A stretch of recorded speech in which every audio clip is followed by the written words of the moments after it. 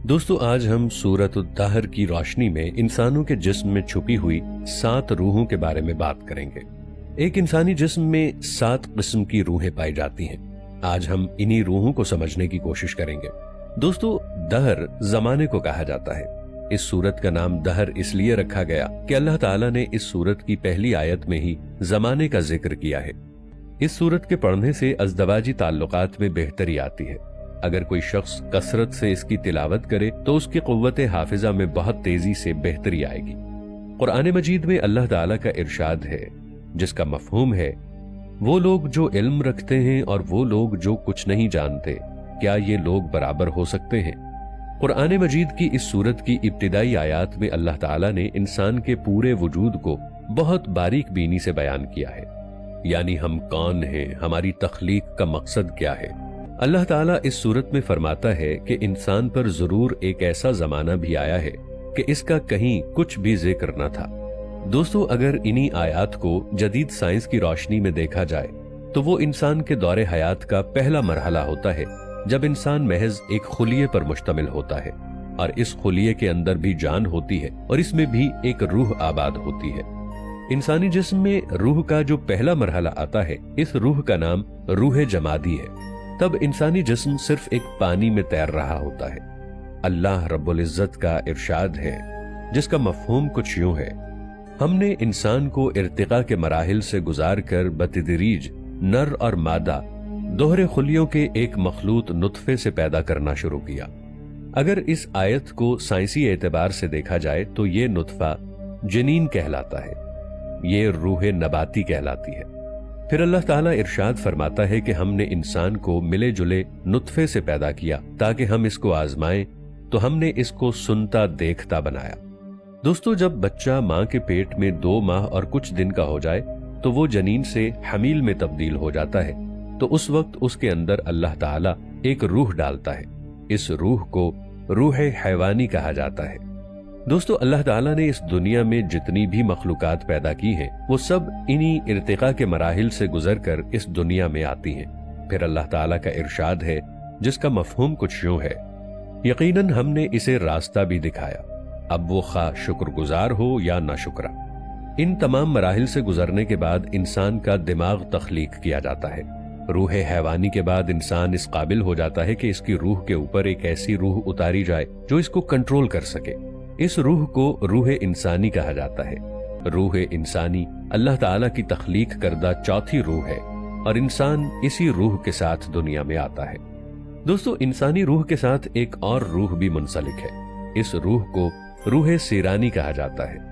ہماری اس روح کا تعلق فرشتوں کی دنیا کے ساتھ ہے۔ یہ روح فرشتوں کے عالم سے ہمارے ساتھ جڑی ہوئی ہے۔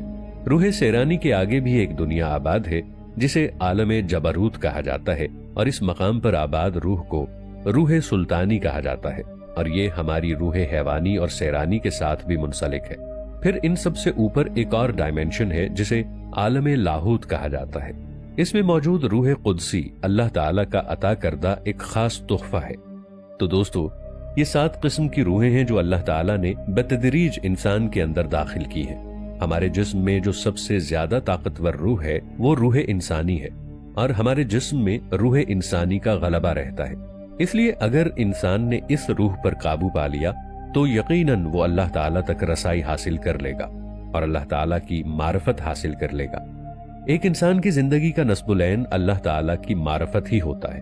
اس کے برعکس اگر آپ اس روح پر قابو نہ پا سکیں تو آپ کے جسم کا وہ سارا نظام خراب ہو سکتا ہے، یعنی آپ دین اسلام سے بھٹک سکتے ہیں۔ اگر ہم نے روح قدسی کو پا لیا تو بے شک ہم نے اللہ تعالیٰ کی ذات کو پا لیا۔ روح انسانی کا تعلق بالواسطہ انسان کے قلب کے ساتھ بھی ہوتا ہے۔ اس بارے میں نبی کریم حضرت محمد مصطفیٰ صلی اللہ تعالی علیہ وآلہ وسلم کا ارشاد ہے کہ ہمارے جسم میں خون کا ایک لوتھڑا ہے، اگر وہ درست ہو تو پورا جسم درست ہی رہے گا، اگر وہ خراب ہے تو پورا جسم ہی ناکارہ ہے۔ خبردار وہ لوتھڑا انسان کا دل ہے۔ آپ صلی اللہ علیہ وآلہ وسلم نے فرمایا، اگر انسان ایک گناہ کرتا ہے تو اس کے دل کے اوپر ایک سیاہ دھبا رونما ہو جاتا ہے۔ یہ دھبا ہماری روح حیوانی کے اس نقطے پر جا کر لگتا ہے جس چیز کے ذریعے قوت انسانی انسان کو کنٹرول کر رہی ہوتی ہے۔ دوستو، یہ انسان کے اختیار میں ہے کہ وہ توبہ کر کے اللہ تعالیٰ کا شکر گزار بندہ بنے یا گمراہی کے راستے پر چل پڑے، کیونکہ اللہ تعالیٰ نے انسانوں کی ہدایت اور رہنمائی کے لیے قرآن مجید اتارا۔ اللہ تعالیٰ نے انسانوں کی ہدایت اور رہنمائی کے لیے پیغمبر اور نبی بھیجے جو ہر دور میں اللہ تعالیٰ کا پیغام اس کے بندوں تک پہنچاتے رہے۔ ارشاد الہی ہے جس کا مفہوم ہے کہ میں چھپا ہوا خزانہ تھا، میں نے چاہا کہ میں پہچانا جاؤں تو میں نے نہایت محبت کے ساتھ دنیا کو تخلیق کیا۔ گویا کائنات کی تخلیق اللہ تعالیٰ کی ذات کی پہچان کے لیے کی گئی۔ اللہ تعالیٰ کی ذات کی ڈائمنشن حدود سے ماورا ہے۔ اگر اسلامی تعلیمات کے مطابق دیکھا جائے تو ہمیں پتہ چلتا ہے کہ اللہ تعالیٰ روح انسان کے جسم میں پھونکتا ہے۔ اللہ تعالیٰ نے جب حضرت آدم علیہ السلام کا مٹی سے مجسمہ تخلیق کیا تھا تو اللہ نے اس پتلے کو سجدہ کرنے کے لیے نہیں کہا تھا، اس میں اپنی روح پھونکی، تب فرشتوں کو حکم دیا کہ وہ حضرت آدم علیہ السلام کو سجدہ کریں۔ لہٰذا یہ روح اللہ کی ایک خاص عطا ہے۔ اللہ موجود بھی ہے، حاضر بھی ہے اور غائب بھی ہے، ہماری ایک روحانی زندگی ہے۔ جب یہ روح جسم کے اندر داخل ہوتی ہے تو جسم کام کرنے، سوچنے سمجھنے کے قابل ہوتا ہے، مگر جب وہ انسان کے جسم سے جدا ہوتی ہے تو انسان کا جسم مردہ ہو جاتا ہے۔ مگر روح جو کہ ایک روشنی ہے، ایک نور ہے، اور یہ نور کبھی ختم نہیں ہوتا۔ جس انسان کی روح کا تعلق اللہ تعالیٰ سے مضبوط ہوگا وہ روح اتنی ہی طاقتور ہوگی۔ حضرت عبداللہ ابن مسعود رضی اللہ عنہ سے مروی ہے کہ میں نبی کریم صلی اللہ علیہ وآلہ وسلم کے ہمراہ مدینے کے کھنڈروں میں چل رہا تھا، اور آپ صلی اللہ علیہ وآلہ وسلم کھجور کی ایک چھڑی کو زمین پر ٹکا کر چلتے تھے کہ یہود کے کچھ لوگوں کا آپ کے پاس سے گزر ہوا تو ان میں سے ایک نے دوسرے سے کہا کہ آپ صلی اللہ علیہ وآلہ وسلم سے روح کے بارے میں سوال کیا جائے۔ اس پر کچھ نے کہا کہ نہ پوچھو، کوئی ایسی بات نہ کہہ دیں جو تمہیں بھلی نہ لگے۔ پھر ان میں سے ایک شخص نے کہا کہ ہم ضرور آپ سے پوچھیں گے۔ چنانچہ ان میں سے ایک شخص کھڑا ہو گیا اور کہنے لگا کہ اے ابو القاسم صلی اللہ علیہ وآلہ وسلم، روح کیا چیز ہے؟ آپ صلی اللہ علیہ وآلہ وسلم نے سکوت فرمایا۔ بقول ابن مسعود رضی اللہ عنہ، میں نے اپنے دل میں کہا کہ آپ پر وحی آ رہی ہے، لہٰذا میں کھڑا ہو گیا۔ جب وہ حالت آپ سے دور ہوئی تو آپ صلی اللہ علیہ وآلہ وسلم نے فرمایا، جو کہ وحی الہی کے ذریعے یہ آیات نازل ہوئیں جن کا مفہوم کچھ یوں ہے: اے نبی صلی اللہ علیہ وآلہ وسلم، یہ لوگ تم سے روح کے بارے میں سوال کرتے ہیں، کہہ دو کہ روح میرے پروردگار کے حکم سے پیدا ہوئی ہے، اور اس کی اصل حقیقت تم نہیں جان سکتے کیونکہ تمہیں کم ہی علم دیا گیا ہے۔